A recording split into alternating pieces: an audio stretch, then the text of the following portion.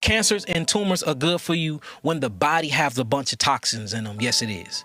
Now, And should these?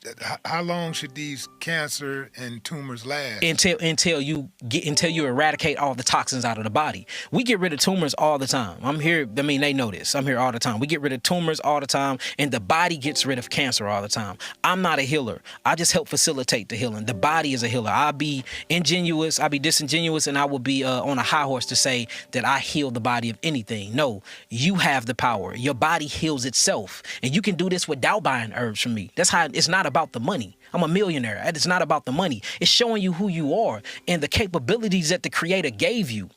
A tumor. So for instance, if you're constantly eating foods that you're not supposed to be eating, whenever you eat these foods get broken down and get delivered to the cell. When the foods get broken down and get delivered to the cells eat these foods on a micro level. Well, just like you have to defecate and go to the toilet, your cells defecate. They just don't have legs and they're floating on an interstitial fluid called lymphatic fluid, so they poop on top of them cells. Well, what's supposed to happen is the lymphatic fluid goes through the body and it picks up all of the metabolic waste from the cells and take it to lymph nodes. When it goes to the lymph nodes, you have macrophages and bacteria that breaks this food down. When you break this food down, these foods turn into acids. So they got to go through these lymph vessels, go to the kidneys, and then you urine it out through something called urea. That's what your metabolic waste break down to, potentially urea and creatinine, and then you urinate it out, right? So this is the crazy thing about this, right?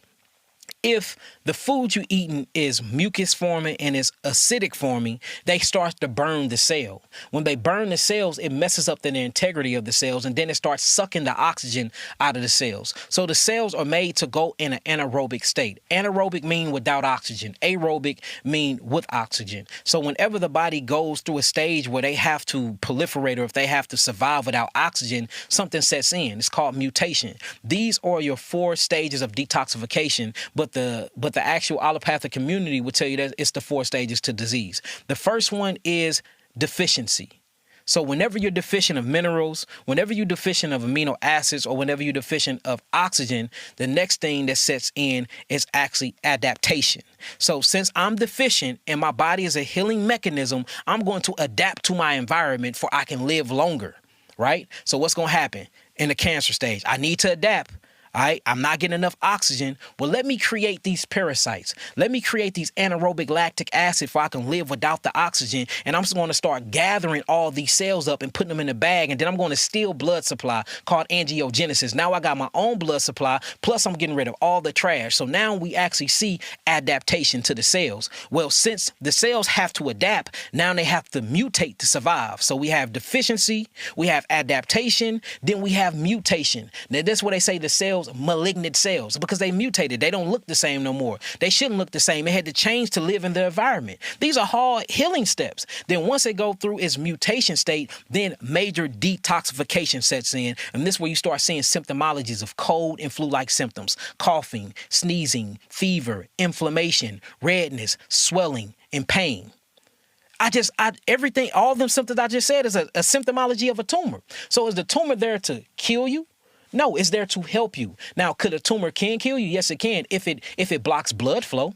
But anything can block blood flow. A traumatic experience, getting in a car accident, can block blood flow that you can die of. So we can't blame it on that. It's kind of like you see me.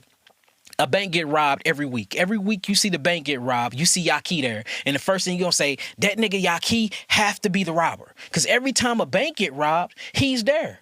What happened if I'm there trying to save the bank from being robbed because I know the information and I know where they're going at next? That's the same thing that's happening with disease. We're blaming things on germs. We're blaming things on viruses. We're blaming things on all of this because every time you see the corruption or you see the evil standing of these things, you see something associated with it. But we never changed the perspective because we stuck in a European mindset and stepped outside the box and looked at it in a different way. Oh, every time I see Yaki at the bank when the bank is being robbed because he's trying to stop the robbers. Same thing with the parasites. They're trying to stop the robbers from the deficiency orders. Same thing with the bacteria, or what we call these pleomorphic microbiotas that's in the body. They're trying to stop the issue. Whenever you see acids in the body, you're going to see a bunch of bacteria because bacteria is in the body to eat acids. It's supposed to keep everything at homeostasis. So the first thing they're going to say is you have a bacterial what? Infection. You're not infected with anything. The bacteria overpower culturalized and overpopulated themselves for they can have enough people to eat the acids, because if these acids stay on the cells too long, you will go into an anaerobic state, and then the last stage of detoxification will kick in, which is what? Deficiency, adaptation, mutation. You see that? And then now you're creating cancer. We are too busy blaming the things in our body that's trying to heal our body as the actual criminals, when the real criminals is the things that we've been putting in our mouths, or the pollutants that they putting in the air, or the contaminants that they putting in the water, or the sun blocking technology they got right now, or the actual nanobot technology they giving us through penetrating our skins and delivering certain types of things, to the GMOs. To all these other different things. We're not looking outside of ourselves and blaming the real issue. Our real issue is discipline. Our real issue is the love for oneself. Our real issue is the lack of communication with ourselves. People don't even talk to their bodies. Have you ever talked to your body? Yeah. See, I'm an athlete though.